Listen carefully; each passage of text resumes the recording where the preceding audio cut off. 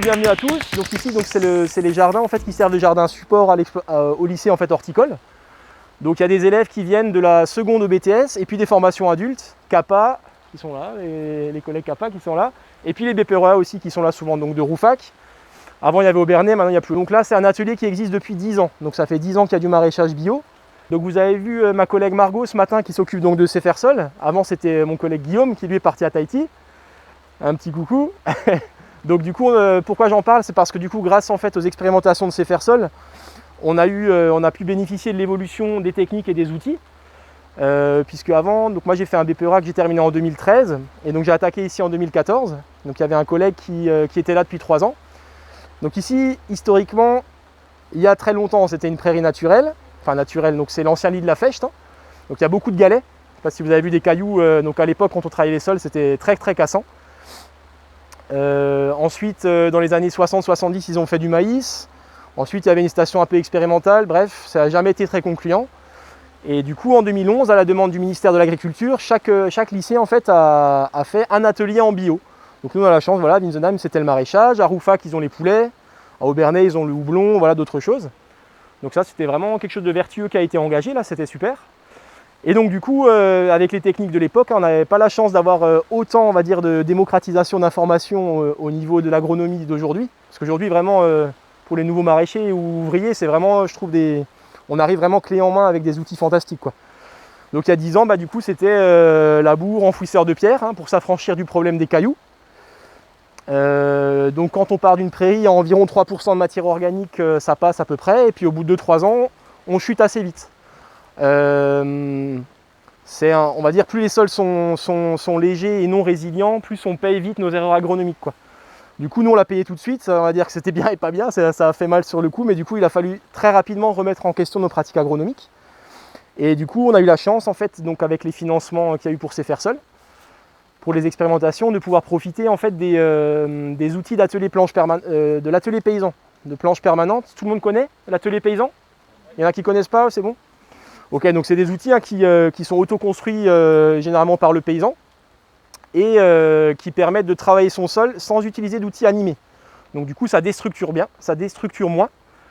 Donc c'était on va dire un premier pas au niveau de l'évolution des techniques. Mais comme on commençait à utiliser on commençait à utiliser des paillages en fait hein, sur les... moi vraiment pour tout le travail ici, je me suis beaucoup inspiré hein, de la méthode Jean-Pain, de Dominique Soltner, et puis Monsieur Fukuoka quoi, principalement. Après il y a eu différents collègues qui ont apporté vraiment plein d'infos superbes, quoi, comme Monsieur Mulet, Monsieur Welch, Fabrice qui est là aussi, là Fabrice ou pas? On n'a pas vu. Ah Fabrice, voilà. Voilà, et puis du coup, voilà, on va dire que les 5 dernières années, ça a vraiment été fast au niveau information, on va dire évolution constructive. Et donc petit à petit, on est passé sur le non-travail du sol, pas pour être dans une doctrine quelconque, mais vraiment juste en observant en fait qu'au niveau agronomique, le sol fonctionnait mieux. Avant, quand on travaillait les sols, déjà, on avait très peu de matière organique et du coup, on la cramait à chaque passage. Là, le fait maintenant de travailler avec beaucoup d'engrais verts et un paillage, on essaye d'en avoir tout le temps. Du coup on constate que les sols s'aggradent et que ça fonctionne mieux. Après il y a toujours d'autres problèmes comme les campagnols, les limaces ou d'autres choses, mais dans l'ensemble au niveau agronomie c'est des sols qui ont la pêche, quoi. Chose qui n'était pas le cas avant. On cultive, donc il y a 2 hectares cultivés et 2000 m² de tunnel. Si j'ai pas pu anticiper, si je suis à la bourre, bah, je passe un outil, mais je le considère toujours en fait on va dire comme presque comme une erreur agronomique ou dans le sens j'ai pas assez anticipé, mais je ne l'interdis pas. Et après par contre les pommes de terre de conservation, ça on le fait en travaillant le sol parce qu'on a trop de problèmes de campagnols et que pour la mécanisation, hein, c'est toujours le même problème en fait, c'est que quand tu fais 5, allez 10 arts ça passe, mais quand tu as 50 arts à récolter, ben voilà. C'est bon. Alors agronomiquement c'est vraiment, honnêtement on le sait, hein, il y a une grosse machine qui vient, ça défonce tout. Après il faut retravailler le sol, reformer les planches, remettre un engrais vert. Donc vous voyez, on ira voir après, on attend que ça se calme la flotte et puis je vous montrerai un peu... on regardera les tunnels et différentes parcelles dehors avec différents historiques, des trucs bien, des trucs moins bien. Et comme ça, vous pourrez, c'est assez intéressant de voir un peu toutes les possibilités, quoi. Mais du coup, derrière, on sait que quand on fait une pomme de terre de conservation, derrière, ça va à nouveau demander 2, 3 ans, 4 ans de restructuration pour remettre du peps. Et puis après, ça va repartir, mais ça met du temps. Et puis du coup, 4 ans après, on revient avec des patates, on redéfonce tout. Bon, voilà, c'est comme ça. Le côté positif, c'est que ça fait chier les campagnols, quoi. Ça, c'est le seul côté positif. Mais sinon, on le voit au niveau arrosage, niveau fertilité, ça fait vraiment mal au cœur, quoi. En tunnel, justement, on parle de patates, donc de conservation. Et il y a quelques années, en fait, c'était quand, il y a, je crois, 3-4 ans, on a commencé à faire de la patate primeur en tunnel. Donc là, j'avais suivi les préconisations de Monsieur Coleman, donc des petites buttes, butées, voilà, un max de compost, sol noir. C'était déjà pas mal. On arrivait en gros début juin avec des rendements à, on va dire, autour de 30 tonnes hectare en équivalent. 30, 33, on montait à 33 tonnes mi-juin. Et ensuite, on a eu la chance en fait d'accueillir François Mullet pour une formation. Et puis du coup, pareil, lors d'une visite, il me dit franchement, c'est con là, avec les sols là, tu pourrais optimiser avec ce système-là. Donc du coup, hop, dans la foulée, on a fait ça. Donc là, vous voyez en fait là partout, donc il n'y a jamais, à part cas particulier, il n'y a jamais un sol où il y a une bâche si le sol est nu en dessous. Pourquoi? Parce qu'on a constaté que si le sol, alors c'est très pratique, ça réchauffe, ça fonctionne bien, mais on va développer des mauvaises bactéries, des mauvais champignons qui derrière vont attaquer le légume. On a souvent des problèmes à la conservation. Je me souviens, Johanna, sur ce qu'on avait, les soucis de conservation qu'on avait sur les carottes, navets, etc. Donc on remarquait qu'en fait une bâche sur un sol nu, déjà c'est difficile de bien l'humecter. Enfin, c'est bien difficile d'humecter le sol. Et derrière, en fait, les légumes, ils crament, quoi. Et ça fait des montées en température terribles. Donc, il y a toujours du mulch. Donc, partout où vous allez voir les bâches en tunnel, il y a toujours un petit mélange. Donc, généralement, en tunnel, on fonctionne avec feuilles, tonte et broyat. Donc, c'est toute la matière organique que vous voyez ici, qui est récupérée des paysagistes et puis du lycée. Donc, en fait, tout ce qu'on peut récupérer, on le prend. Par contre, comme c'est à la main, on fait que les tunnels. Derrière, tout ce qui est plein champ, ça va être paille et engrais vert. Donc, avant, on fonctionnait avec des composts.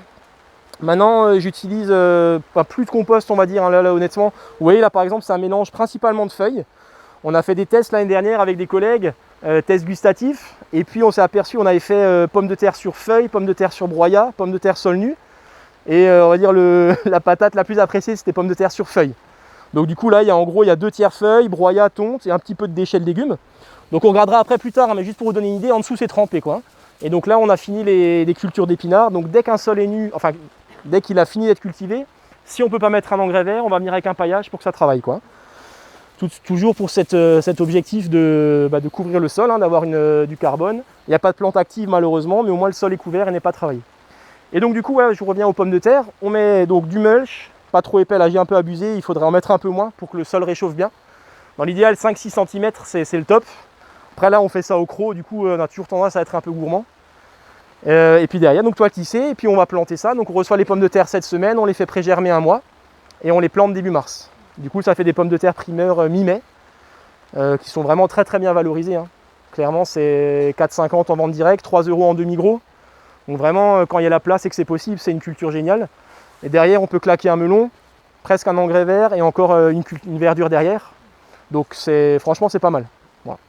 Pour un peu développer, donc clairement, c'est ce qu'on utilise comme technique, comme je vous disais. Donc voilà, Monsieur Jeanpin, Monsieur Soltner, dans le guide du nouveau jardinage par exemple, ou d'autres choses. On va dire adapter les méthodes d'agriculture de conservation des sols en grande culture au maraîchage. Et donc du coup, là aujourd'hui, à part malheureusement pour les pommes de terre où on passe l'arracheuse pour récolter les patates, parce que sinon il en reste beaucoup. Et puis il faut aller vite, quoi. Sinon, on travaille vraiment plus du tout en tunnel. Ça fait maintenant, certains tunnels, ça va faire 5 ans qu'ils sont plus du tout travaillés, à part cette arracheuse, quoi. Et en plein champ, on arrive aussi à peu près à s'en affranchir des outils. Donc en fait là, le seul outil qu'on va passer parfois, c'est un broyeur. Donc pour vous donner une idée, là du coup, on va partir sur cet exemple-là. Donc ici, c'était une culture de tomates cet été. Donc il y avait des primeurs, ensuite une culture de tomates. Donc les tomates, on les fait comment? On met un goutte à goutte, on trempe le sol. Donc avant de mettre le mulch, je mets à peu près 200 mm. Donc je fais tourner pendant 48 heures. Ensuite, on met, là cette année, j'avais un mélange, on a mis un peu de BRF, un peu de foin, un peu de paille. Là, franchement, on a mis massivement, on a mis 25 cm à peu près de mulch. Pareil, on trempe, 48 heures de flotte, tremper. Et derrière, on va balancer nos tomates. On a fait des essais de tomates là sur double brin pour limiter un peu le nombre de plants. Franchement, ça marche vraiment bien. Donc du coup, on plante à 80 et puis on les fait partir en V, quoi. Voilà, cette année, par contre, j'ai fait l'erreur. D'habitude, on met le mulch et la toile tissée. Cette année, j'ai pas mis de toile tissée. Alors autant visuellement, c'était joli. Je pense que les tomates étaient contentes. Par contre, le gros souci, c'est qu'on a des invasions de chiens-dents sur les bords. Ça, c'est vraiment un gros souci. Et on l'a payé, là ça se voit pas, mais on l'a payé cher. Donc là, c'est bien, avec les bâches, ça va calmer. Et du coup, derrière, quand on a fini les tomates, donc là, ces tomates-là, elles ont fini, on était à peu près fin octobre, pour des cultures. Là, des verdures, quoi. Et donc, avant de mettre ces verdures-là, on coupe les pieds des tomates, on les penche sur la planche, on enlève les gouttes à gouttes, et puis on va broyer ces tomates avec les pailles. Donc du coup ça je m'étais souvenu là justement là dans le cours aux agriculteurs où du coup Monsieur Steiner dit que la tomate est un légume qui aime bien avoir des trucs de tomates. Donc je m'étais dit ah bah tiens on va lui broyer ça et on va voir si ça donne bien. Et en fait ça fait un mélange, même si la tomate est ligneuse, il y a quand même pas mal de verre dedans et du coup ça fait vraiment un mélange sympa avec la paille. Et du coup vous voyez sur les 25 cm de paille qu'il y avait en gros c'était fin avril début mai, bah il reste rien quoi, tout a été. Bon alors certes on l'a pulvérisé avec le broyeur, mais vraiment ça a été consommé quoi. Ça a été consommé, il reste vraiment que dalle. Donc ça c'est positif. On voit que ça travaille et que c'est actif. Donc par rapport au début, on a commencé à utiliser ces techniques. C'est vraiment un équivalent entre BRF, paille, foin. On va se dire qu'on utilisait à l'art une balle ronde qui faisait 200 kg. Aujourd'hui, ça ne suffit plus, quoi. Si on met 200 kg à l'année, c'est mangé vraiment très rapidement. Il faut qu'on mette plutôt 300-350 kg à l'année. Pour les tunnels, pour les engrais verts, c'est un peu plus compliqué. On a du mal à les... on en met dès qu'on peut, mais dans l'absolu, il nous manque un tunnel pour pouvoir faire des rotations. Donc là, cette année, par exemple, derrière les patates, je vais faire l'impasse sur les melons. Je vais les faire dehors, donc on va perdre un peu de précocité, mais c'est pas grave. Mais on va balancer un engrais vert. Voilà, pour qu'il y ait de la... Parce qu'en fait, le gros problème en tunnel, c'est la structure de sol. On va avoir des taux de matière organique sympas, on va avoir un côté porosité sympathique, mais il n'y a pas de structure. On regardera après sur des... on pourra regarder sur des... Sophie, ou je sais pas si vous voulez, il y a une fourche bêche là, si quelqu'un... Après, on peut regarder. Mais voilà, ça manque d'exudat, donc déjà pas d'exudat. Donc on va chercher... Pourquoi on met les engrais verts? Pour qu'il y ait toujours des exudats racinaires. C'est-à-dire qu'il faut une plante active qui va générer de l'exudat, du sucre, du sucre, du sucre. Il faut de la bouffe pour les bactéries, les vers de terre, les champignons, sinon ça ne fonctionne pas. Donc là, quand on ne peut pas mettre d'engrais verts, il faut suppléer par un mulch ou autre chose. C'est vraiment... on le voit, de toute façon, dès que ça s'arrête, il y a des blocages. Quand on fait ces systèmes-là, le sol se referme. Enfin, nous, on a des sols qui n'ont vraiment pas de résilience. Enfin, maintenant, ça va mieux, mais ils sont quand même pas très résilients.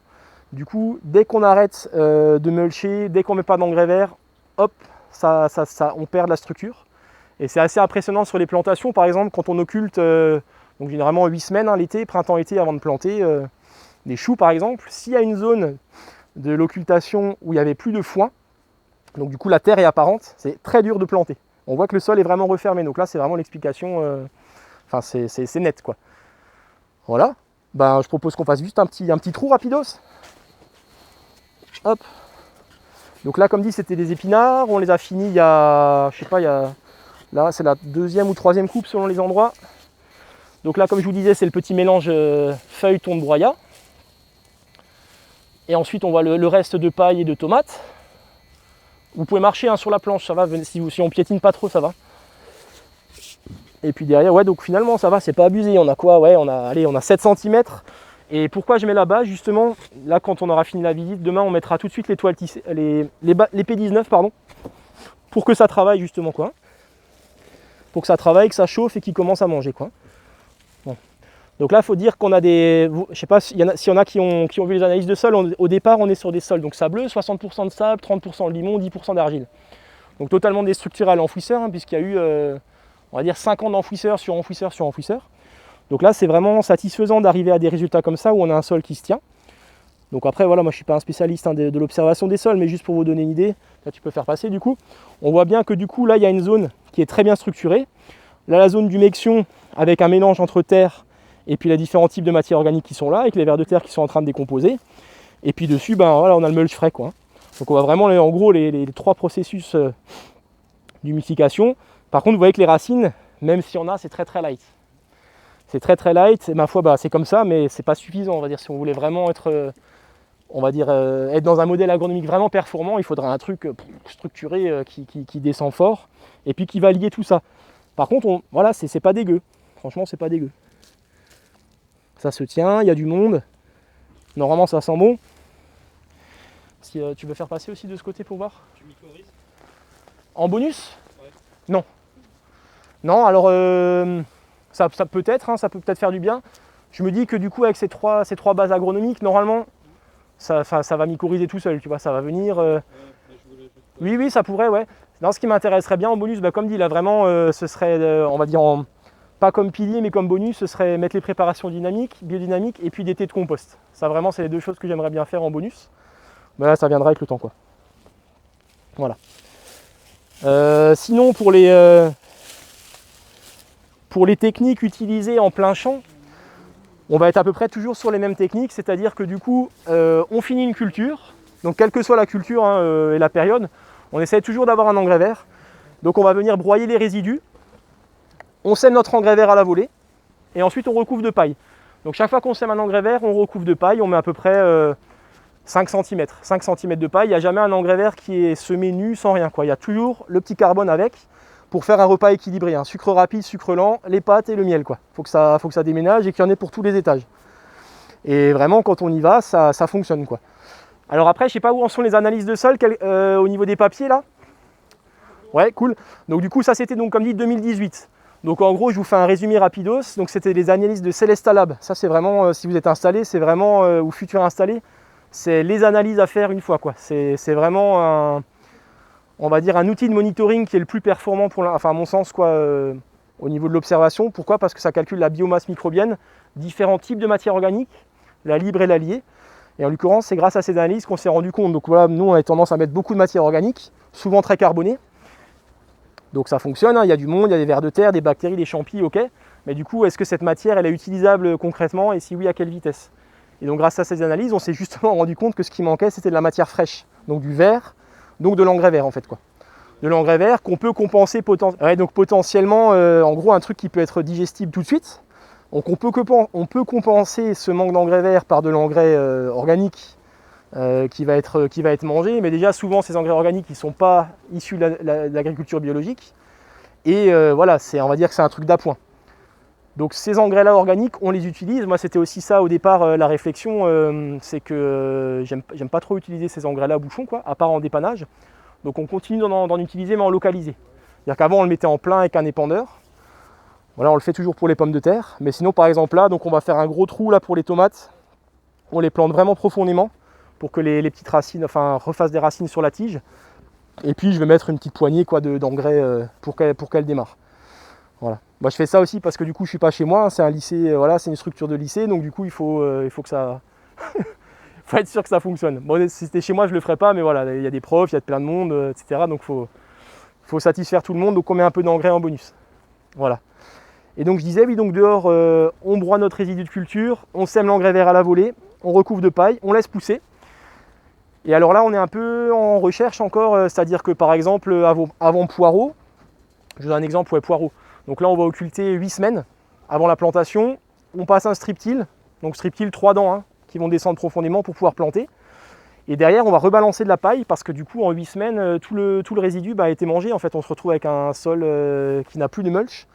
Et le problème, c'est que les graines, elles poussent extrêmement vite. En fait, on a un taux de pousse d'adventice qui est vraiment violent dès que le sol est nu.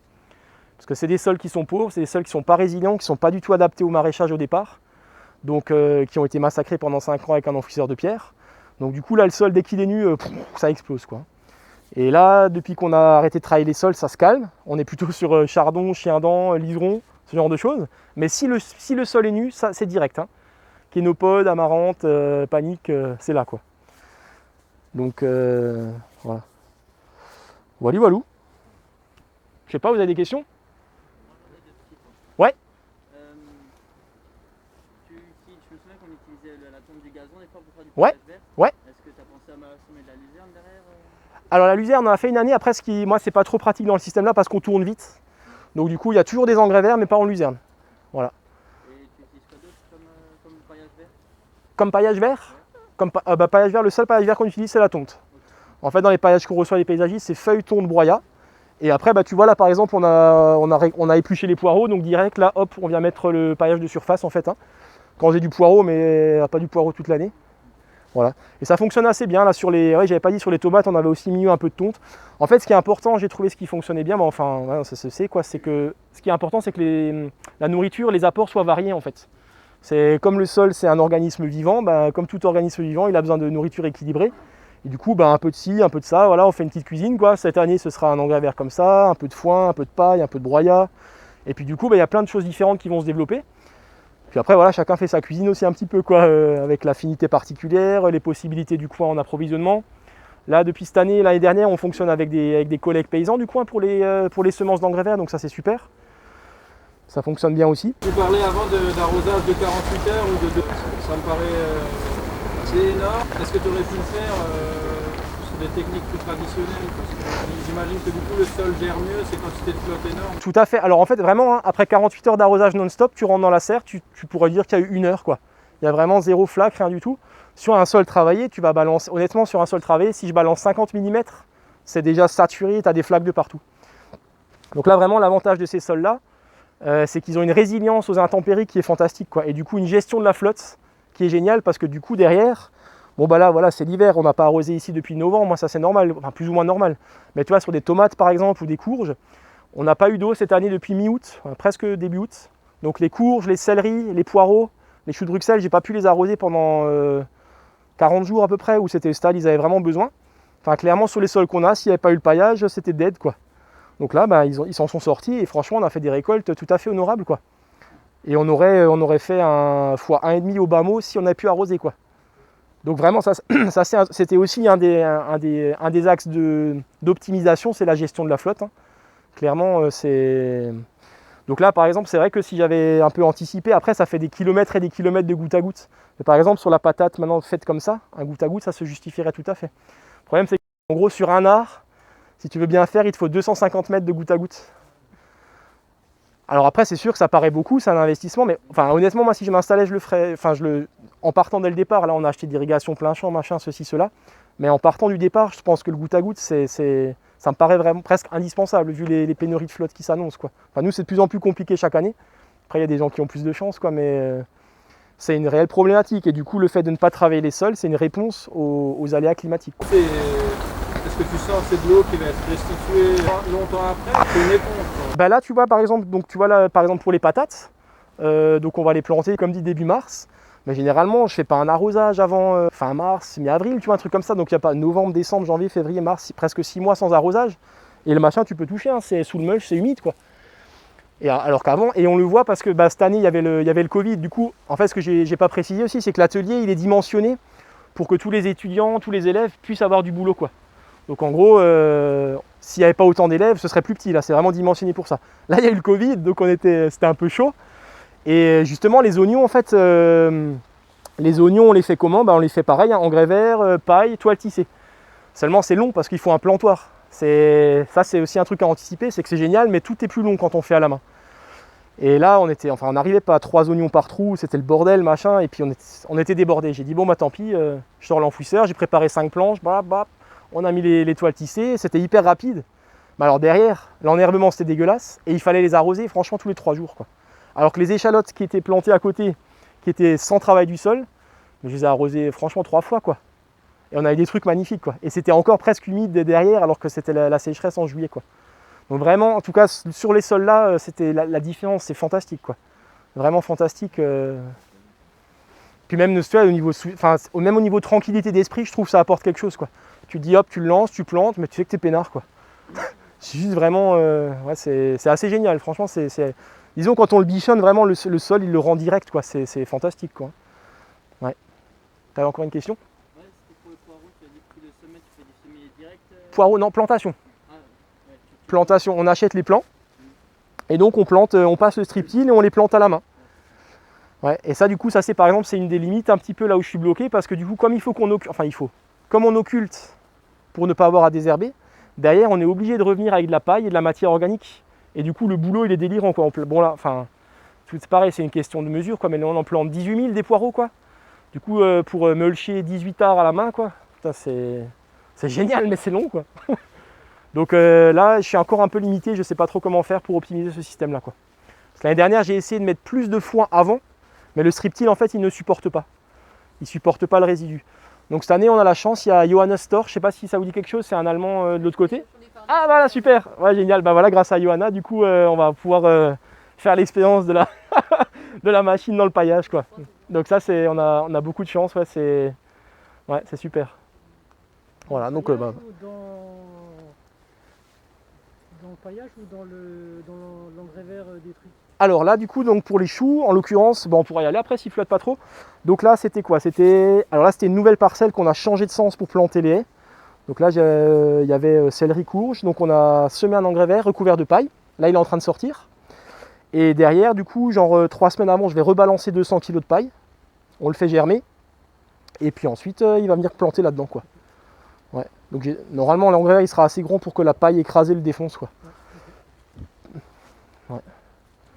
Et du coup là, alors il y a vraiment pour moi, il n'y a presque que des avantages. La grosse limite de tous ces systèmes-là, c'est que du coup, je suis clairement dépendant du plastique, c'est-à-dire autant pour les plantations que pour les occultations. Après, si on en prend soin, c'est des matériels qui durent quand même très longtemps. Et il suffit de voir la vie du sol, les turicules de vers de terre, les mycorhizes qui se forment, les mycéliums, etc. pour voir que franchement, finalement, un ver de terre, pour avoir testé les deux, hein, un ver de terre, il préfère avoir du mulch et de la bâche que du mulch. Enfin, chaque fois, hein, en observant, ils sont plus dessous, quoi. Donc voilà, c'est une petite limite, mais il faut bichonner, quoi. Ouais. Vous avez dit qu'il y avait des tomates ici. Oui. Et vous avez planté les épinards. Et vous avez laissé combien de temps entre les tomates, quand vous avez récolté les tomates, et la plantation des épinards? Alors, donc combien de temps de repos du sol? En fait, il n'y a pas eu de repos, il y a juste eu le temps d'humectation. C'est-à-dire, donc, comme je te disais, on a broyé les tomates, on a trempé pendant 48 heures, et ensuite on a planté. Ouais, c'était. Je sais pas si c'était au jour près, mais dès qu'on avait les plants, tu peux planter, quoi. Et vous faites pareil pour toutes Oui. les autres plantations? Ouais. Oui. Sauf si j'ai l'espace-temps de faire un engrais vert, quoi. Mais généralement, c'est pas le cas en tunnel, malheureusement. Ouais. Alors après, ça c'est aussi une limite, hein, c'est que vous voyez tous les épinards, enfin que ce soit mâche, épinards, machin. Donc ok, super, on a broyé les tomates et la paille, c'est très beau, c'est très structuré, etc. En revanche, il faut un plantoir, quoi. C'est-à-dire que tu n'arrives pas comme sur du compost où tu plantes ta mode tranquillou. C'est un trou, plantoir. Donc c'est franchement 3 à 4 fois plus long. Voilà, donc derrière on n'arrose pas, il n'y a pas de désherbage, il n'y a que dalle, mais il faut l'anticiper à la plantation, quoi. C'est 3 à 4 fois plus long, voire plus si... Voilà. Alors, semi-petites graines, en fait du compost on n'en achète plus. Donc là par exemple, carottes, comment j'ai fait, c'est le tunnel d'à côté. Alors en fait, non, j'ai même pas mis de compost en fait. J'ai mis juste un tout petit peu de broyat un peu plus décomposé, juste pour avoir le côté noir en fait pour le réchauffement du sol. Et après, non, au semoir. Ouais, au semoir, ouais. Ouais. Oui, parce que ça c'est aussi une grosse limite. Je me suis fait avoir l'année dernière. Enfin une limite, une contrainte, c'est que du coup comme le sol il garde mieux la flotte, forcément il réchauffe moins vite. Donc autant c'est un super avantage en été, autant l'année dernière j'avais préparé des planches dehors pour les primeurs et tout, un peu de foin, occulté, et puis en fait ça a végété, quoi. Ça a végété, ça n'a pas minéralisé, et du coup sur les primeurs c'est vraiment un truc à anticiper. Donc du coup en tunnel ce que j'ai essayé cette année c'est à côté, c'est justement mettre un tout petit peu de, c'est pas du compost, c'est un mulch jeune quoi, qui a un mois. Juste pour mettre le côté noir en fait, que ce soit noir, pour que ça réchauffe bien le sol, quoi. Alors ça fera pas autant qu'un sol travaillé, mais parfois ça peut, franchement, pour des primeurs, je veux dire, l'intérêt financier il est tellement fort que ça peut se justifier, je trouve, pour un primeur de travailler son sol, quoi. Voilà. Clairement, si ça permet d'hier, genre je dis une connerie, mais si faire des primeurs sur 5 arts à travailler son sol, ça permet de faire du super boulot sur 2 hectares, bon, c'est pas... Voilà, faut pas être extrémiste, je trouve, quoi. Mais bon, voilà, ça c'est...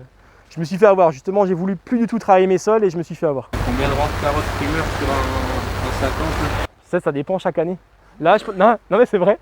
Je pense que là, cette année, je vais en mettre 6 ou 7. Ça va chauffer le sol, c'est juste pour la germination de la carotte? Après, pour que le sol minéralise, en fait, hein, que ça chauffe le sol, quoi. Ouais. Vous voulez voir d'autres tunnels un peu pour changer? Ouais. Ou aller dehors, je sais pas. Pierre, j'ai juste une question. Oui. Tu as quand même un gros rapport C/N. Oui, oui. Et du coup, par contre, tu as une minéralisation de carbone qui est assez faible finalement. Est-ce que justement le fait d'apporter du champignon pour casser la lignine, tout ça, alors elle est faite parce qu'il manque de l'engrais. C'est vraiment l'engrais vert qui manque, quoi.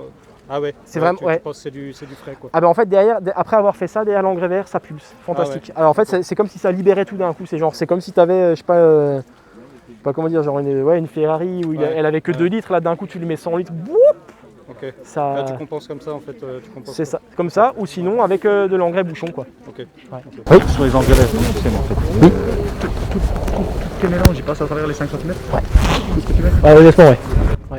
Mais ça demande un boulot, du coup tu battes. Oui. Tu la mets brute, tu la broies pas un petit peu avant la paille? Alors je la déroule, et après à la fourche à foin, c'est une balle ronde pour 2 planches. Ouais. Mais il faut la faire sauter, c'est ça qui fait que ouais. Non, honnêtement 5 cm vraiment ça. Tu vois, il y avait ça, quoi. Et c'est vrai qu'au début j'avais peur, hein, putain, tu te dis ça passera pas ça. Mais franchement, et du coup ce qui est génial, parce que j'ai remarqué que quand tu as un engrais vert et qu'il flotte fort, Bah, du coup ça fait quand même effet splash, tu vois, et puis du coup ça avait le côté, comment on dit, croûte de battance. Parce que nous on avait vraiment le côté croûte de battance, et là maintenant franchement comme ça. Donc là pour vous donner un exemple, du coup donc je vous parlais avant des pommes de terre de conservation. Donc en l'occurrence ça c'était un bloc avec la patate de conservation, donc un buté classiquement quoi. Donc 3 passages de RC tri, 3 butages, récolté mi-septembre. Franchement avec des rendements assez sympas. Et par contre avant la pomme de terre c'est toujours le même principe, il y avait du chou sur sol non travaillé, donc broyé, engrais vert semé à la volée, recouvert de paille. Et donc du coup ça fait pas mal de matière à incorporer quand on prépare le sol pour les patates. Ça c'est le côté un peu limitant, c'est que ça demande beaucoup d'énergie carbone, enfin pétrole quoi, pour incorporer ça. Mais derrière par contre ça fait du gras au sol pour passer l'été et ça c'est pas mal. Enfin j'ai trouvé que ça marchait bien. Donc là une fois que la machine est passée, là c'est carnage, hein, c'est tout plat, il n'y a plus rien, là tu pleures quoi. Donc là je passe un chisel 2 fois. Ensuite, on réutilise les outils de planche permanente pour reformer les buts. Et puis, dès que la butte est formée, du coup, ça c'est les élèves de BTS, BTS 1, BTS 2 qui ont semé. Donc, ce qui est super aussi avec ce système-là, c'est que du coup, comme on est dans une structure où il y a des élèves qui viennent se former, c'est que, en fait, des élèves, ils touchent les semences, ils touchent la paille. Donc, c'est des trucs super chouettes aussi qu'on n'avait pas avant. Et on remarque au niveau de l'ambiance générale que les élèves aiment beaucoup plus travailler ici maintenant. Ils reviennent même des fois quand ils ont des heures libres pour faire des boulots, hein. Je leur laisse le tracteur, ils vont mettre du compost, du machin, et ils sont super contents. Chose qu'il n'y avait pas avant quand il fallait désherber et compagnie quoi. Et d'ailleurs, donc par rapport à ta question, les élèves, même la prof, elle me dit putain mais ça marchera pas avec autant de paille et tout. Je dis si, tu vas voir. Donc là ça c'est un mélange avec, donc c'est un mélange de chez la ferme de l'étang Fourchu à Florimont. Thomas Stamflé, voilà, Thomas Stamflé, le fameux. Donc super mélange hein, avec épeautre, triticale, pois, vesse, avoine, qu'est-ce que j'ai dit? Pois févrole, ouais voilà c'est ça. On a encore rebalancé de la févrole de la ferme Pulvermule en bonus. Et puis j'avais encore un petit fond de graines, d'autres trucs. L'avantage du multi-espèce c'est vraiment que ça va apporter différentes choses, ça va explorer différents horizons. Donc et puis du coup là franchement le résultat est assez sympa. Ah oui j'ai oublié de dire par contre, c'est que après la récolte de patates, on a balancé justement du BRF dedans. Là j'ai balancé l'équivalent d'à peu près 10 mètres cubes à l'art de BRF quoi. On avait vraiment beaucoup de tas. Donc là on a mis la race quoi. Voilà. Donc incorporé quoi. Donc là ça va travailler. Et là toute cette parcelle, c'est cette parcelle qui va recevoir les poireaux. Donc du coup ouais, poireaux semaines 22 et 26. Et donc là ce que je vais essayer cette année c'est de ne pas occulter 8 semaines avant. Parce que l'inconvénient d'occulter 8 semaines, c'est que du coup tu perds 8 semaines de pousse quoi. Tu perds 8 semaines de pousse et pour une biomasse qui est quand même conséquente à cette période-là quoi, hein, puisqu'on est en plein mois de mai-juin. Mai-juin ça prend, là tu peux prendre facilement 2-3 tonnes de matière sèche, voire plus quoi. Et celle-là on la perdait avec la bâche. Et finalement l'enherbement derrière il n'était pas si convaincant que ça, hein, puisque la théorie c'est on bâche, on met du mulch, on désherbe pas, ça c'est vraiment la théorie quoi. Moi personnellement j'ai quand même toujours besoin de repasser. Certes moins qu'avec des adventices classiques sur sol travaillé, mais j'ai quand même dû toujours repasser au moins une fois. Voilà. Donc là cette année c'est qu'on va laisser bien pousser, on va rouler, on va passer les striptiles et puis on rebalancera. C'est pour ça que je fais du stock de BRF. Là on mettra cette année, j'avais essayé une année avec du BRF, ça réagit vraiment très bien. Parce que du coup le poireau il a eu l'engrais vert, la paille. Là les 5 cm de paille, clairement en juin il n'y a plus rien. Et du coup tu le rebalances du BRF derrière et ça fonctionne vraiment bien. Donc là les poireaux on est en 3 lignes. Et entre les poireaux, on va planter du persil, des salades, des choux raves et du fenouil. Ça fonctionne vraiment très bien. Et comme c'est des sols qui sont très structurés, on est dans des périodes où si on les mettait à part, il faudrait arroser énormément. Et là, on arrose très peu. Voilà. On va retourner en tunnel, c'est plus sympa quand même. Ah non, poireaux, du coup, depuis qu'on utilise ces techniques-là, 0 fertilisation. Ouais. Alors, ah oui, alors, hein? Alors, depuis maintenant je touche du bois, ça fait 3 ans qu'on fait ça, nickel. Les premiers rendements, la première série, poireaux plantés semaine 22, rendement moyen 40 tonnes hectare. Donc vraiment joli, hein. Franchement avant quand on butait on avait des poireaux dégueulasses. La deuxième série semaine 26 cette année, donc par contre pas arrosé pendant 40 jours. Là on était à 24-25 tonnes hectare. Normalement on arrive à 28-30, mais sans fertilisation. Par contre la limite c'est la taille du fût blanc. Parce que même si je passe le strip-till, c'est chaud de planter à la main et vraiment bien quoi. Et ça selon qui plante et comment tu plantes, c'est la taille de fût. Généralement on aimerait une taille de fût à 20 cm. Là en moyenne honnêtement on est à 12-13 cm de fût quoi. Ce qui va pour de la vente directe, mais que des fois je livre les magasins bio, ils sont beaux les poireaux, mais le fût est petit, quoi. Ça, c'est un point de vigilance. Pardon? Plantation, donc 45 cm entre lignes, 15 cm sur la ligne. 15, 17, 18, c'est ça à la main, du coup, entre 15 et 20. J'ai la main, mais voilà, généralement la première série je fais 15 et la deuxième un peu plus. Et du coup, bah, aucun traitement. Ah, par contre, on met des filets anti-mouches. Voilà. Filets anti-mouches obligatoires, quoi. Sinon, c'est carnage. La fameuse limace? Alors, limace. Limace, je mets de l'anti-limace sur la ligne.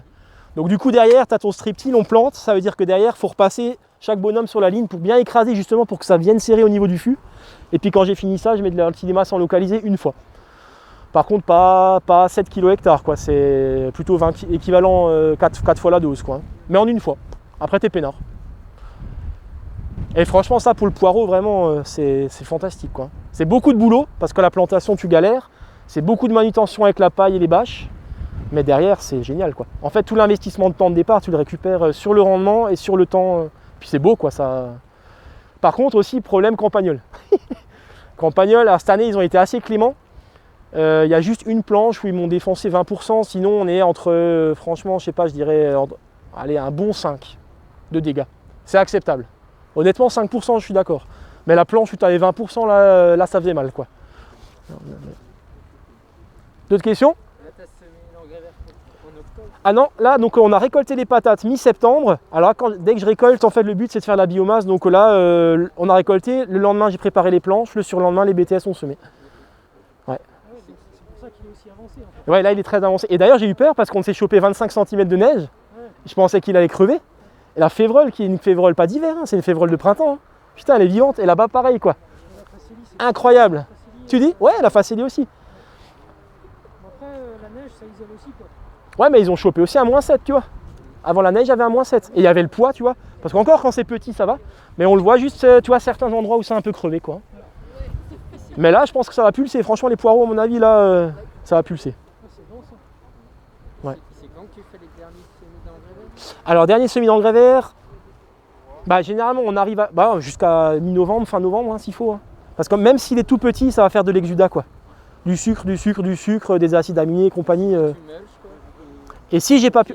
Ouais, au pire, ouais. En fait, il n'y a aucun... À part sur l'expérimentation, c'est faire sol pour les besoins du système, il n'y a aucun mètre carré qui n'est pas mulché ou semé en engrais vert, quoi. Ouais. Donc c'est beaucoup de boulot. Le truc, c'est qu'il faut mettre un dernier coup de collier quand t'es KO en novembre, mais il faut le faire, quoi. Il y a eu des problèmes de putréfaction de matière organique à enfouir, à mélanger, donc des retours d'expérience? Dans quel... Tu veux dire... Comme ça, là, en... Ou peut-être à l'intérieur, en serre, sous bâche, trop frais, trop d'eau et... Bah, tant que c'est pas incorporé, moi perso, j'ai jamais constaté de... On sent que c'est chaud, enfin chaud, c'est relatif, mais c'est plus chaud. Donc là, c'était il y a combien de temps? Ça, c'est semaine dernière. Semaine dernière, et on... Ok, donc là, pareil, il y a le même principe, donc tomates sur paille, broyées, et là, par contre, c'était, si je dis pas de bêtises, ouais, c'était entièrement rempli de mâche. Et cette serre-là, elle va être plantée en salade, fenouil, navets, ou ce genre de choses, quoi, haricots, en semaine 9. Donc semaine 9, c'est dans 4 semaines.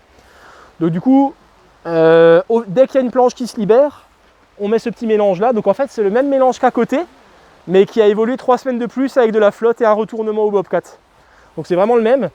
Donc elle est où, Sophie? Tu vois les carottes, je vais les semer, c'est dans le tunnel d'à côté, mais c'est là-dedans, quoi. Il faut que j'achète le semoir d'ailleurs à Discover, que je n'ai pas encore. Tu dis? J'allais dire, tu arrives à passer le semoir là. Ben là, en fait, le Semner, il galérerait, mais comme dit, hein, j'ai jamais fait ça, on va voir. J'y crois. Voilà, donc comme on n'a pas le temps de mettre un engrais vert, pourquoi j'ai rajouté du mulch noir, comme je vous disais, c'est pour réchauffer le sol. Donc on met la bâche, enfin réchauffer le sol, c'est relatif, hein, mais je veux dire, ça va taper plus fort là-dessus. Enfin, il faudrait faire des relevés de température, mais j'espère que le sol va réchauffer plus là-dessus que là-dessus. Voilà. Donc ça, il y a Conrad Schreiber et François Mullet qui le disent. Moi, généralement, les trucs qu'ils disent, ça fonctionne, donc je fais. Et qu'est-ce que je voulais dire? Donc ouais, la mâche, pareil. Alors avant, j'avais souvent des problèmes de fin d'azote sur la mâche. Et là, c'est la première année où j'ai 0 fin d'azote. Je suis super content. Donc du coup, c'est que le système commence à peu près là, à bien fonctionner.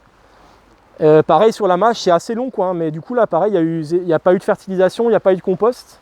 Donc, après le problème c'est que généralement derrière les tomates je remettais du BRF. Et ça c'était une erreur technique, quoi. Donc du coup elle se retrouvait dans un horizon fin d'azote. Là j'ai rien rajouté et ça fonctionne bien, quoi. Donc là pareil, en fait on va récolter la mâche. Dès qu'on a fini de récolter la mâche, en fait on écarte la dernière paille, je la fous sur le côté. On va balancer du noir dessus. Et puis voilà. Celle-là, cette planche-là, on va la récolter demain. Donc du coup, dans la foulée, hop, on va mettre le compost, la bâche. La paille que tu as dans la mâche, là, c'est celle de broyade de tomates. C'est paille et tomate, ouais, c'est un mélange paille-tomate. C'est celle que tu avais initialement, tu n'avais pas rajouté de paille. Non, là, il y avait 25 cm au mois de mai. Ouais. Donc bon, il y a des endroits où il y en a plus ou moins, mais... Et là, par contre, il n'y a pas de structure, quoi, hein. On va regarder là derrière la mâche. Alors chaque tunnel répond un peu différemment. Oh, on n'a pas enlevé la paille là. Bon, généralement c'est à peu près les mêmes. C'est un peu comme. On voit que là il y a beaucoup moins. Ah putain, là par contre c'est un peu secos. Là c'est un peu sec. On voit qu'il y a beaucoup moins de structure qu'à côté, hein. Là-bas il est beaucoup plus performant, mais celui-là c'est le meilleur à côté. Là celui-là. Donc ce que je vous disais, hein, par rapport au manque de structuration, c'est que là. C'est pas. Alors par contre, moi il y a de la vie, hein, c'est pas catastrophique. Mais il y a plus de boulot sur celui-là. Celui-là, il mériterait vraiment d'avoir un engrais vert, par exemple, quoi. Il y a une différence de type de travail du sol ou c'est le sol qui est différent aussi quand même? Comme je te disais, là, les tunnels, il n'y a plus aucun travail du sol, à part pour arracher les patates. Différence historique ou c'est vraiment... Oui, des différences historiques. Après, en fait, je fais toujours en fonction des apports. Chaque année, il est un peu différent. Tu vois, des fois, un peu de paille. Des fois, tu as des cultures. Là, les tomates, elles ont été plantées plus tard. Je ne l'explique pas. Ouais, c'est vraiment une différence. Voilà. Mais du coup, voilà, là, sur ce genre de truc, là, il faut ajuster. Et on voit que comme ça a moins bien fonctionné. Je ne sais plus qui me posait la question pour la flotte avant. Mais du coup, là, gestion de la flotte, vraiment moins bien, quoi. Là, Peut-être Pierre, parce que c'est vrai, nous aussi, on conseille de donner beaucoup d'eau après l'été, parce que l'eau, sous abri, t'as jamais de l'eau. Oui. T'as le goutte à goutte, t'as quelques gouttes très localisées, du coup, je pense que c'est ce qui justifiait, quoi, de donner une grosse quantité. Mais celui-là, il a reçu aussi 2 fois 48 heures. Hein. Et c'était pourtant pas assez visiblement. Et pourtant, ouais, c'est... Alors après, on est peut-être au bord. Faudrait qu'on regarde peut-être un petit peu plus loin. Est-ce que c'est pareil? On va faire celle d'à côté pour voir. On va voir si c'est différent ou pas. Un peu mieux, mais c'est pas fantastique. Hein, on voit que ça... Ah, c'est un peu mieux quand même. C'est un peu mieux. Par rapport à l'engrais vert, le champ, quand vous le coupez, toute la bâche, vous mélangez encore avec de la paille, etc. Tu parles de dehors? Non, alors dehors, donc on laisse pousser. Ensuite, on le passe on l'écrase avec un rouleau qui s'appelle Roloflex, pareil, de l'atelier paysan, avec des dents en fait, hein, qui va épouser la forme de la butte. Et derrière, on rebalance de la paille dessus, ouais. Vous bâchez pas alors? Ben, ça dépend les itinéraires. Ça dépend les itinéraires. Justement, comme je te disais, là jusqu'à présent, on bâche 8 semaines. Donc on bâche 8 semaines, et après 8 semaines de bâchage, le problème c'est que ça a tellement travaillé qu'il va te rester même pas 1 cm de mulch. Donc du coup, derrière, ça va germer. Donc forcément, il faut que tu en remettes. Donc par exemple, pour les céleris, ce que je fais, c'est qu'une fois que j'ai écrasé, par exemple, là on est semaine 5. Là, en semaine 9, on a un petit engrais vert sur les céleris qui est tout petit là. Enfin, pour les futurs céleris. Du coup, là, ce que je vais faire, c'est que je vais rebalancer 200 kg à l'art. Je le trempe pour que le blé se mette à germer sous la bâche. Et là, on ensile. Enfin, on met une bâche d'ensilage jusqu'en semaine 18. Et semaine 19, on plante les céleris. En fait, le truc, c'est ça. C'est si tu ne travailles pas ton sol, il y a un travail d'anticipation, effectivement. Alors après, d'année en année, ça rentre. Et puis après, tu affines aussi, parce que selon tes ventes, selon les volumes que tu fais. Mais c'est vrai que quand c'est pas évident au niveau manutention de bâche d'ensilage. Autant je trouve ça génial sur 50 arts, tu vois, enfin je dis le principe 50 arts à la main, c'est fantastique. Là on est sur 2 hectares, du coup on va manipuler des bâches, en plus c'est très venteux. Donc genre là, dans 10 semaines, tu auras, je vais pas dire de conneries, mais 70 arts de bâcher, tu vois. Avec des poids à chaque fois, c'est chaud, franchement c'est chaud. C'est un peu la limite. Là, je suis un peu limite là au niveau logistique. Si on bâche pas, Ben justement, c'est pour ça que cette année, sur certains itinéraires, je vais essayer de laisser plus de biomasse, donc pas bâcher, laisser plus de biomasse, et puis rouler là-dessus comme ça, quoi. En espérant que la biomasse bonus, elle compense l'effet bâchage en faisant concurrence aux adventices et en rebalançant du carbone dessus. Mais pareil, derrière, ça te fait des manutentions, quoi. Tandis que pour le céleri, ce qui est vraiment pratique, c'est que du coup, tu vois, même si l'engrais vert il est petit, hein, il va pas être gros, il est comme ça. Hein. Du coup, on lui rebalance dessus, là ça va vraiment crever, et ça sur le céleri, ça marche vraiment bien, quoi. On va faire, franchement, l'année dernière, on est passé 3 fois manuellement. Si je fais un équivalent à l'art, j'ai dû passer pour les céleris tout seul entre 1 heure et 1 heure et demie à l'art. Mais pour un rendement, franchement sympathique, quoi. Voilà, on est à 350 bons kilos de céleri à l'art, quoi. Donc c'est pas dégueu, quoi. Pour un sol qui n'a pas été travaillé, qui n'a pas reçu d'engrais. Avant, on n'arrivait pas à faire des céleris sans engrais, quoi. Là, c'est génial, quoi. Et ça, c'était derrière Courge, par exemple. Par rapport à mon travail, à part ramasser des patates de temps en temps pour les embêter, d'autres stratégies Enfin, les stratégies, ce serait, que j'aimerais mettre en place, mais que pour l'instant, on fait rien, clairement. Hein. C'est chat, perchoir à rapace, et il faut des bobcats, des top 4. Des bobcats.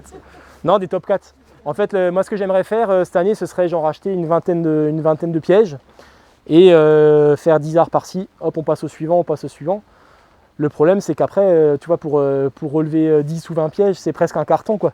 Le mec qui fait ça, c'est 3 fois par jour, si tu veux bien le faire, vu la dose qu'il y a. Là, on soulève les bâches partout, t'as 5-6 campagnes en dessous, quoi. Non, il n'y a pas de... Ah, il y en a 2-3 qui traînent, tu vois, mais... Mais t'as pas un espace aménagé Moi, le peu que je discutais avec les maraîchers qui ont le problème des campagnols, ceux qui m'ont dit qu'ils ont réglé le problème, c'est avec des abris pour les chats. Ouais, c'est génial. Un abri, tu cherches carrément un chat que tu vas... Ouais, le problème, c'est que je sais pas chez moi, tu vois, moi je suis ouvrier ici, du coup, c'est un lycée, etc. Bah, nous, on a essayé de faire ça chez nous aussi, et puis en fait, là, ça fait une semaine que tous les jours, on le voit en train de se faire. Mais faut faire gaffe aussi, ils viennent. Là, j'ai déjà eu des producteurs qui ont eu des problèmes parce que les chats avec... Oui, la toxoplasmose, oui, ça, du coup, il y a de des toute façon, contrôles et du coup, ils prennent ça mal. Bah, de toute façon, des chats, il y en a... Ouais, non, mais c'est clair. Ah, je saurais pas te dire. Et celle-là, elle a 3 ans. Donc, tu vois, c'est... Mais non, là, en bâche d'ensilage, tu vois, je sais même pas qu'il y avait différentes... Est-ce que vous notez le temps que chaque étudiant passe et faire un temps total de temps de travail? Alors, je sais à peu près. Je sais pas si ça a été... Je pense pas que ça a été fait comme ça. Après, honnêtement, ça peut aller, sans exagérer, hein, du simple au x10 au niveau vitesse de travail, quoi. Du coup, c'est vraiment pas évident. Donc, généralement, c'est sûr, toi, tu as une classe qui vient avec 20 élèves, quoi. Mais des fois, tu vois... ouais, c'est difficile de jauger, quoi. Maintenant, c'est sûr que ça fait des sacrés coups de pouce, des fois, en mission. Quand on est en pleine saison, il y a les seconde, première, terminale, BTS1, BTS2, plus les BPERA, plus les CAPA. Il n'y a jamais tout le monde en même temps, mais c'est ces 7 groupes-là qui tournent, quoi, sur l'atelier. Maintenant, honnêtement, vraiment, honnêtement, c'est vraiment difficile à dire. Hein. Je pense que, de toute façon, enfin, clairement, ce serait impossible à gérer sans les élèves. Mais après, je pense qu'il faudrait être 4, tu vois, 4 ou 5. Ah oui, parce que je ne l'ai pas précisé aussi, au niveau de la vente, on vend 40% en vente directe et 60% en demi-gros. Donc demi-gros, c'est cantine, 4 magasins bio qu'on livre, là actuellement c'est 2 fois par semaine, en saison c'est 3 fois. C'est beaucoup de temps passé à récolter, à préparer, à livrer, et au final avec une marge qui est moins intéressante, quoi. Donc bon, voilà, ça c'est un peu la limite de notre système, c'est qu'on n'écoule pas tout en vente directe. Et on fait une 40aine de paniers. À Colmar, il y a Univers Bio, Biocoperlen, Eau Vive Colmar, et puis c'est le même patron pour Wittenheim, donc il a la gentillesse en fait de prendre aussi pour son magasin de Wittenheim. Et du coup je lui amène, on charge sa camionnette et puis il part à Wittenheim avec les légumes là-bas, quoi. Et en termes de sources de matière organique, oui. Tes paillages, tes broyats, comment ça se passe un peu ce business? Ouais, alors donc tout ce qui est là, tout ce qui est feuilleton de broyat, c'est les paysagistes, les collègues paysagistes. Donc eux ils sont super contents parce que sinon ils doivent payer pour les déposer. Donc là on est content. On récupère les feuilles, la tonte du lycée. Et après pour la paille on l'achète. Donc paille on l'achète, là clairement on passe facile 200 balles. Bah on a 2 hectares donc ça fait 200 arts, donc 200 balles rondes, voire 250-300 quoi, à l'année. L'année dernière j'ai chopé du vieux foin au même prix que la paille, pour varier un peu les plaisirs. Et franchement ça va, ouais, honnêtement ça va. Un petit peu tu vois, mais non honnêtement j'étais agréablement surpris, quoi. Et avec les années qui passent, tu vois qu'il y a une raréfaction de la ressource, ou tes amis paysagistes, ils ont toujours autant? Alors paysagistes toujours, c'est même beaucoup. Là par exemple tu vois tu as une tempête, du coup là le broyat, ça y est, franchement c'est en 2 semaines quoi, qu'il y a eu ça là, quoi. Donc ça c'est cool. Par contre la paille elle a pris 5 €, elle a pris 5 €. Et c'est sûr que là justement, en fait l'objectif comme l'atelier n'était entre guillemets performant ni agronomiquement ni économiquement à l'époque, l'objectif c'était déjà de relever la barre agronomiquement, que ce soit rentable. Et maintenant on est plus dans une réflexion d'optimisation de la matière organique. Parce que du coup, c'est clair que c'est quand même une débauche d'achat de carbone. Parce que c'est quand même énorme, quoi, 200 balles rondes, 250 balles rondes chaque année. Donc plutôt maintenant l'idée c'est essayer de comment trouver des systèmes ou des itinéraires techniques qui consomment moins, mais qui permettent quand même d'avoir un paillage et moins d'enherbement. Volume BRF, en gros tu vois ça on doit passer par an, donc ça c'est que pour les tunnels. Je sais pas, je dois avoir entre je dirais 8 fois ça à peu près. Entre 5 et 10 fois ça sûr quoi. Ou un pulvermule qui s'y mettent dans ces techniques, ça va faire du vol. Il n'y a plus rien, voilà, ça me rappelle un peu quand le chauffage urbain disait on allait faire des pelets avec les couronnes, on met les troncs, on met tout, parce qu'on n'en a pas assez. J'ai l'impression qu'on risque d'en arriver là. En fait le truc c'est toujours le problème du dimensionnement, c'est-à-dire que du coup là on fait, il y a comme dit c'est 2,2 hectares, mais normalement alors là on fait pas que de la vente directe, on fait aussi des 50 arts de patates, 40 arts de courge, etc. Si tu fais 2 hectares ultra performants en maraîchage diversifié, vraiment à rotation haute, ton apport de matière carbonée, il va être valorisé beaucoup plus que sur un système effectivement comme celui-ci.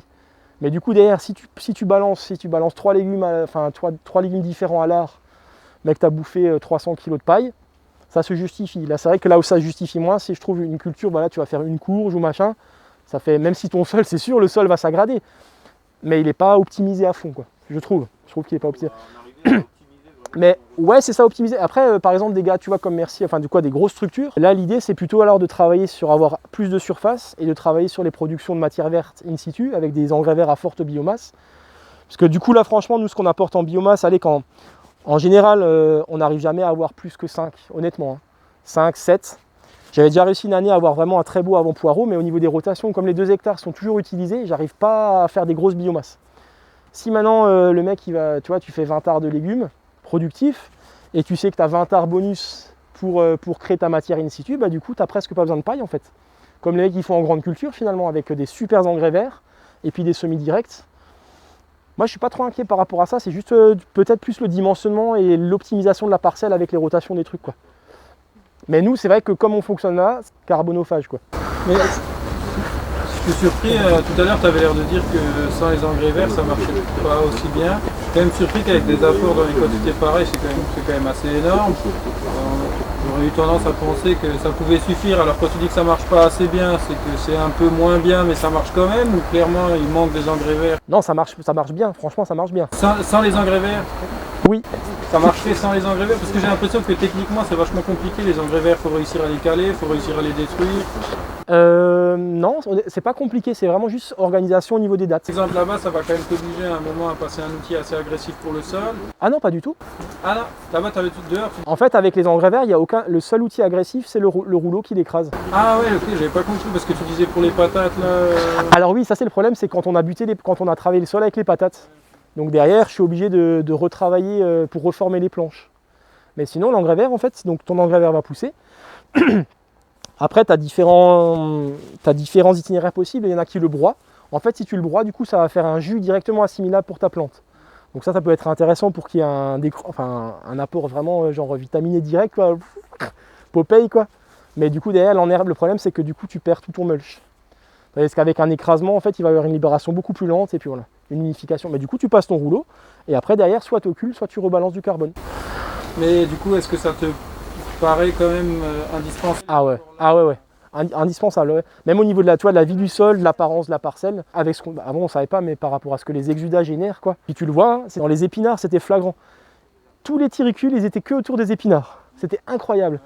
C'est vraiment parce que ça va gêner. Il faut de la plante active, quoi. Enfin, je trouve. Hein. Après, peut-être qu'il y a des sols qui sont vraiment riches et puis qui permettent de ne pas le faire.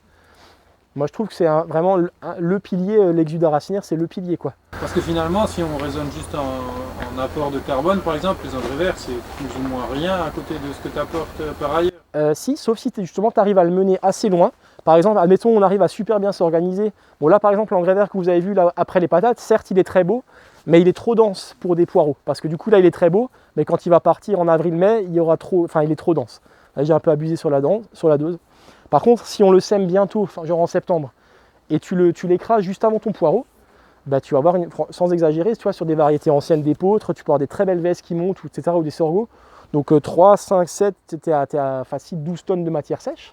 Ouais, mais avec la paille, t'as fait le calcul Et bah du coup, si tu as tes 8 tonnes de matière sèche, donc là c'est l'engrais vert que tu vas rouler, du coup c'est lignine et cellulose, et du coup derrière tu n'as plus que 8 tonnes de paille à apporter, ou de broyat. Donc du coup 8 tonnes ça va, ça fait qu'une demi-balle ronde. C'est déjà plus... mais il faudrait arriver à placer... Moi ce que j'aimerais bien c'est ça, c'est arriver un peu à dimensionner l'atelier pour pouvoir faire justement des engrais verts, justement pour pas piller la ressource de paille, ou le BRF, etc. Mais c'est faire des beaux engrais verts quoi. Et du coup, et des engrais verts à forte biomasse, parce que ce qu'ils vendent souvent dans le commerce c'est très joli, mais ça te fait des machins comme ça quoi. Même tu vois un Facili, c'est très... Vraiment j'aime beaucoup un Facili sarrasin, mais ça fait des trucs à aller au mieux à 5-6 tonnes de matière sèche. Du coup, ce qu'il faudrait chercher, c'est ça. Putain, en plus, ça claque, quand tu vois un épeautre, un machin, un trèfle incarnat qui monte à 1m80, t'es là, oh putain. Les engrais verts, ils sont aussi bas, quoi. Ben parce que les gars, ils travaillent leur sol, eux, ils veulent pas de résidus, quoi. Déjà, t'as déjà essayé de moissonner un truc à 2 mètres de haut? Tu disais... Non, c'était aussi compter l'apport de biomasse des racines. Et aussi des... Tout à fait, tout à fait. Oui, oui, oui. Ah oui, et puis c'est beau, je veux dire, quand tu vois... ouais, quand tu fais un profil et que tu vois les racines, tu sais... Oh, ça claque quoi, tu vois, genre là des trucs qui s'effritent. Mais ça va, je suis rassuré, j'ai eu peur, je me dis putain, si c'est comme ça dans tout le tunnel, je suis mal. Les poireaux là qui faisaient du compostage de surface et à la cantine, et elles te redonnent des épluchures ou des légumes? Non, on le fait pas, j'ai posé la question à EcoCert et EcoCert a refusé. Non, on fournit très peu la cantine. Hein. Là, tu vois... Parce que c'est pas que bio. C'est pas que bio, non. Si c'était que bio, ils seraient d'accord? Ça, j'ai pas demandé. Je sais pas. Il faudrait d'abord le composter en fait. Ben j'ai posé la question, il m'a dit, le mec il m'a dit non. Bon, après... Est-ce que tu fais des semis directs derrière un engrais vert des fois? Putain, ça c'est le truc chaud. Hein. Alors semi-direct derrière l'engrais vert, je l'ai fait, mais avec une occultation de 8 semaines. Ah voilà, donc tu perds la biomasse ou des résidus. Si, et après t'es pas emmerdé. Franchement, ça va. Non, franchement, c'est... Ben franchement, ouais, c'est propre, ouais. Ouais, rouler. Il a perdu 8 semaines de croissance. Ouais, 8 semaines de... Ouais. Mais par contre, je sais justement ce que j'aimerais bien arriver à faire, ce qui va être génial, c'est en fait l'atelier paysan, ils ont sorti un nouveau strip-till. Et ce que j'aimerais justement arriver à trouver des trucs, genre tu l'écrases et tu sèmes comme ils font en grande culture quoi. Ça doit être fantastique quoi. Ouais bon, en grande culture, si ça repousse un peu trop, ils viennent avec un truc sélectif et... Ben monsieur Vence... Bio, il y a quasiment plus de fait. Mais monsieur Vence, tu sais, lui il est en bio non? Donc tu vois, monsieur Vence, en Allemagne, il arrive. Hein. Manfred... On le connaît internationalement parce que c'est le seul qui le dit. Ouais, non mais, donc, non mais ça doit être possible quoi. Oui, tu vois, mais il y en a, en gros, en bio, on sait pas encore faire ça. En fait. Ouais, je pense qu'il faudrait arriver, enfin, là, il faudrait trouver l'espèce qui va bien à ton terrain, qui fait une biomasse vraiment étouffante pour le reste. Qui facilement, qui repart pas. Ouais, c'est chaud.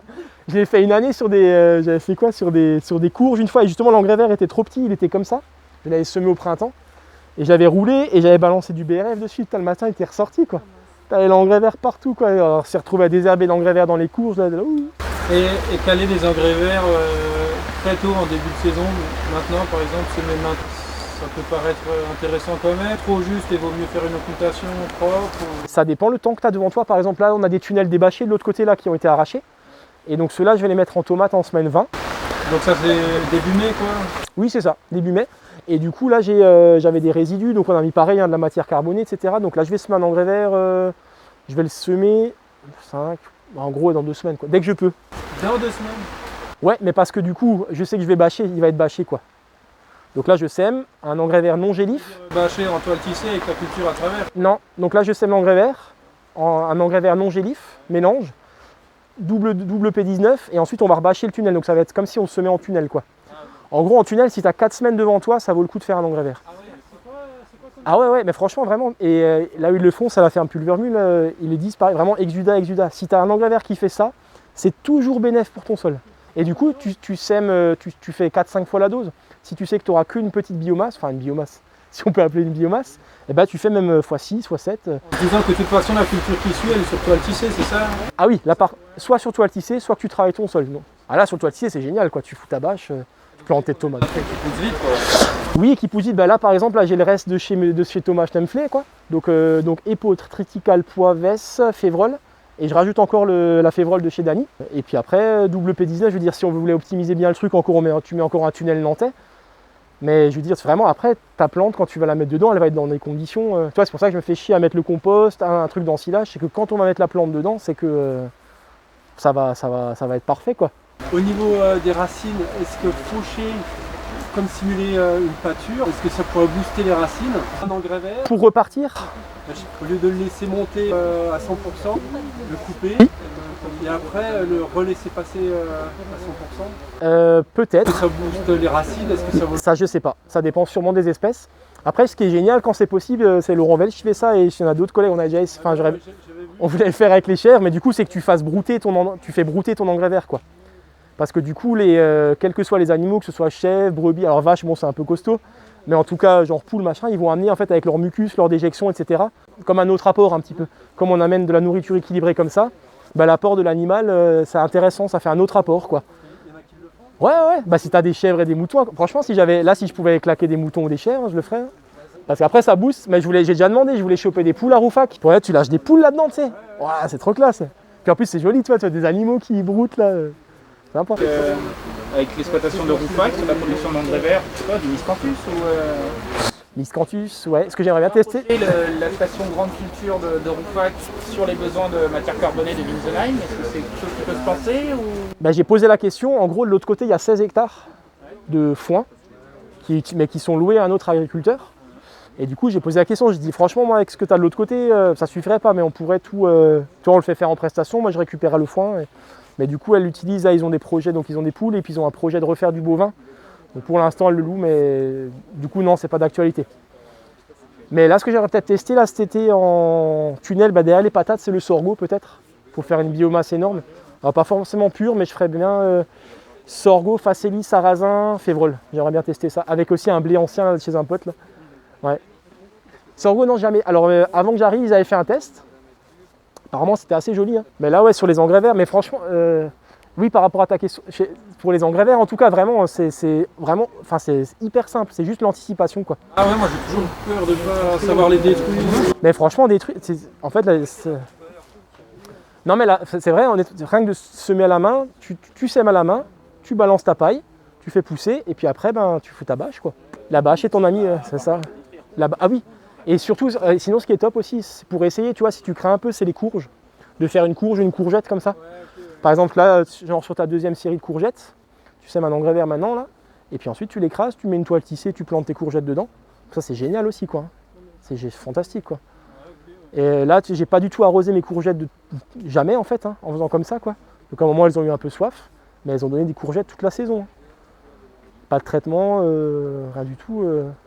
Franchement, c'est génial. Je pense même en quelques semaines, ça structure un peu le sol. Ah ouais, carrément. Ah, structure le sol, comme dit, ça dépend. Mais ça fait un petit boost. Mais l'exudat, ouais, forcément ça va commencer, tu vois, ça va faire venir du monde sympa. En fait, ils le sentent, quoi. Du coup, ils disent, ah bah là, il y a des acides aminés, des minéraux, des sels minéraux, du sucre. Du coup, ils viennent à table, quoi. Et du coup, ils sont là. Et après, tu mets ton autre plante dedans, et là, elle profite de toute cette synergie, quoi, qui s'est mise en place, quoi. Et franchement, vraiment, on a la chance, en tout cas en maraîche, d'avoir les bâches, quoi. Ouais, bah, dans les serres, en plus, c'est souvent des cultures, à part les verdures un peu, mais sinon, souvent des cultures sur quoi. Enfin, il y a des engrais verts à différents stades, justement, qui ont été semés dans différentes conditions, là. Sophie, elle est plus là? Si? Elle est déjà partie. J'allais dire, si on avait eu 10 minutes, on aurait pu faire un tour rapide, là. Le sol? Sol, ouais, 60% de sable. Il est argileux, est-ce qu'il y a un intérêt à mettre de l'engrais vert? Ah, d'autant plus. En fait, plus il est argileux, plus il faut que tu aies des plantes. Juste pour tester, en fait, justement, et il est très argileux. Oui. Donc, qu'est-ce qu'on peut mettre comme engrais vert, en fait, pour qu'il soit justement... Bah, tous les engrais verts. Et ouais, en fait, un engrais vert... Oui, bah, un engrais vert mélange. En fait. Bon, c'est pas un engrais vert, mais c'est juste pour montrer le truc qui n'a pas marché. Enfin, qui va repartir, mais... Sur les oignons, bah là, il y avait un... Donc du coup, là, c'était juste pour vous montrer un truc où je me suis foiré. Donc là, il y avait un engrais vert cet été. Il y avait des primeurs. J'ai fait un engrais vert cet été. Bon, après, sinon, pas grave. Donc un engrais vert, ouais, un très bel engrais vert. Donc sarrasin, facélie, févrole. Et c'était quoi? De l'avoine. Qu'on a occulté pendant 8 semaines. Quand on a désocculté, du coup, il y avait presque plus de paillage. Donc j'ai rajouté un tout petit peu de BRF. Et on a planté les oignons. Donc là, on les voit pas trop, mais c'est les oignons de mai qui sont là. C'est les mêmes que la première planche sur bâche à côté. Donc là-bas, sol travaillé et compost. Là, sol pas travaillé. Et du coup, en fait, j'aurais pas dû rajouter du BRF. De quoi? Non, mais là, il n'y a pas beaucoup. Hein. Il y a juste ça. Hein. Il n'y a vraiment pas beaucoup, on a mis 2 cm. Et du coup là, le fait qu'il n'y ait pas la bâche, ça n'a pas minéralisé comme il faut à l'automne, pas autant. Et du coup ça fait un blocage. Donc là vous voyez toutes les mâches, bah, c'est un peu témoin là. Fin d'azote, bah, là ça va. Et les oignons, bah, la plupart ils ont morflé, vous voyez tous les petits bouts jaunes. Donc là j'attends le printemps, une fois que ça va être bâché, ça va repartir. Et sinon, si vraiment ça repart pas, là je vais faire un apport foliaire en fait, hein, en azote, en bore et en calcium. Mais c'est vraiment en dépannage quoi.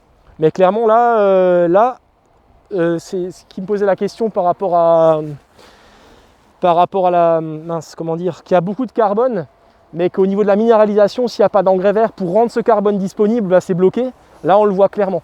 Là ce qui aurait pu faire du bien, si j'avais su que ça réagissait comme ça, c'est de mettre un engrais bouchon, ou alors de balancer un engrais foliaire direct quoi. Et je ne m'attendais vraiment pas à cette réaction là. Vu qu'il y avait un super bel engrais vert, je pensais que ça suffirait. Mais en fait il y avait tellement de carbone dans le sol avant l'engrais vert que ça n'a pas suffi quoi. Ouais. Foliaire, Folwin et bore. Voilà. C'est quoi un engrais bouchon? Alors engrais bouchon, c'est les petits granulés quoi. Oui. Donc voilà, ça c'était un exemple de choses qui ont pas fonctionné correctement. Je croise les doigts pour que ça reparte. Hein? Ouais. Par là-bas. Et donc ici je vais semer les carottes. Carottes semaine 24. Donc là, semaine 16, on va occulter. On occulte. Ça fera, ça fera 8 semaines, peut-être un peu avant, peut-être semaine 14. Pour faire 10 semaines d'occultation. Carottes de conservation, ouais. Couleur Dolciva, nantaise. Et c'est pour ça que je voulais acheter le semoir à saut couvreur là. De chez Terratech, je crois que c'est. Ouais. Je ne l'ai pas encore acheté, mais il faut que je l'achète. Hein? Je crois que c'est Terratech, non? Je sais plus la marque. Un jaune? Ouais. Plastique? Ouais. Terradonis, voilà, avec saut couvreur. Avec 10 couvreurs. Voilà, j'ai un collègue qui utilise ça. Après, là, si tu reviens pas, tu achètes juste le disque couvreur. Ouais. Tu l'adaptes sur un et sur le Semner peut-être aussi. Ah, c'est ça, faudrait voir sur le Semner, ouais. Ok. Donc voilà, ça c'était un engrais vert juste pour vous montrer que celui-là qui a réagi un peu bizarrement. Et je voulais juste vous montrer un petit engrais vert avant pomme de terre pour parler des tailles en fait. Je sais pas, je sais pas. Vraiment, je sais pas. C'est trop bizarre. Ben, honnêtement, je sais pas. C'est trop bizarre. Et tu vois, il n'y a que des taches. C'est pas les campagnons, les choses. Il y a du campagnol. Mais ils bouffent pas l'avoine normalement. Hein. Ouais. Ils s'installent. Ils s'installent. Les carottes. Ouais, je sais pas. Franchement, c'est bizarre. Hein. C'est bon, ils s'installent. Ouais. Thomas Stumflé. Ouais. Et donc, du coup, par exemple, cette parcelle-là, ça sera pour les pommes de terre en semaine 15. Donc, du coup, là, en gros, semaine 9, je commence à broyer, incorporer pour préparer l'incorporation, quoi. Mais du coup, même si l'engrais vert, il est tout petit, ben, ça travaille, quoi. Ça travaille, on a de l'exudat et ça va bosser en dessous, quoi. Vous voyez, on voit en dessous, là, que c'est joliment structuré. Là, c'était avant... Mais pour dire que même si c'est petit et que c'est semé en eau... Thibaut, il est où? Thibaut, tu sais, tu me posais la question, et tu vois, ça c'est novembre, quoi. Celui-là, c'est novembre, ouais. C'était là-bas. Ouais. Et là, il y avait les poireaux, du coup, là, c'était les derniers poireaux. Donc, poireaux non butés dont je vous parlais. Hein? Est-ce que toi, si petit, mais qui ne se développe pas énormément, après le roulage, ça t'arrive quand même à le dégommer avec... Là, c'est broyeur et enfouisseur. Là, je travaille le sol, c'est pour les patates. Ouais. C'est quoi, c'est la neige qui l'a couché? Ah non, là, il n'est pas couché. Là, il est en train de lever. Hein. Ouais. Pour les occultations, ça fait plusieurs fois que tu parles d'occultation de 8 semaines. Parce que des fois, tu fais plus long. Ouais, plus long. Si je peux 10, je fais 10, quoi. Ouais, mais pas forcément plus, ça suffit. Enfin, j'ai le fait. Après, c'est souvent quand il y a des bâches disponibles parce que j'essaie de faire tourner par bloc. 8 semaines, c'est bien, honnêtement, quoi. Donc, par exemple, de mars à mai, ça peut suffire. Mars, avril. Ah ouais, 12 semaines, là, de mars, avril, mai. Ouais. Ah ouais, parce que les semaines... Dans une période, Oui, parce que les semaines de mars comptent moins. Ouais. Ça peut suffire quand même. Ah ouais, carrément. Ah bah complètement. Hein. Ah ouais, mars, avril. Mais si t'as les vivaces un peu qui reviennent... Les vivaces, mais ça, t'en auras toujours un petit peu, quoi. Tu les calmes. De toute façon, les vivaces, tu pourras jamais t'en affranchir. Tu fais que les calmer, quoi. C'est comme dit, quand j'ai fait l'erreur de pas mettre de bâche en tunnel, je les ai pas calmés un an, bah là... Mais sinon, ouais, franchement, ça... Et puis ça finit quand même vraiment par se calmer, quoi. Moins tu travailles, moins... Et là, pour un engrais vert que tu démarres en début, là, dans les serres, là, quand tu t'as dit que tu as 4-5 semaines disponibles, après, il faut que tu le roules ou tu fous la toile tissée telle quelle par-dessus et tu plantes. Oh bah par exemple, là, quand il est semé maintenant, il va être tout petit. Hein. Donc tu mets la toile telle quelle. Toile telle quelle. dans ton trou, t'écartes un peu et puis. Et puis les tours, ok. Mais par contre, non, je rajoute encore de la paille avant de mettre la toile tissée. Ouais, ok. Ouais. Et toujours tremper avant de mettre la toile tissée, quoi. Ouais. Toujours ouais, vraiment tremper, saturé, quoi. En tout cas sur mes sols. Après, avec des sols argileux, ça se discute, quoi. Mais... On a vite asphyxié. Ouais.